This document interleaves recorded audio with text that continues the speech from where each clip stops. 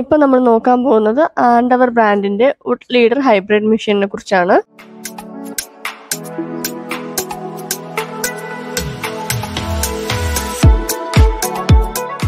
ഇത് 7.5 HP മോട്ടറാണ്. 3 ഫേസിൽ run ചെയ്യും.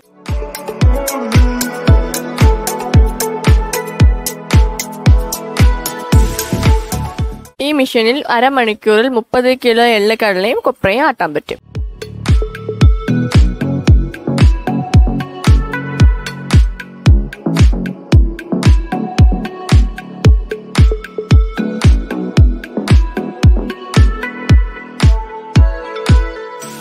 ഈ മെഷീനിനുള്ള കൂടുതൽ വിവരങ്ങൾക്ക് താഴെ കാണുന്ന നമ്പറിൽ ബന്ധപ്പെടുക.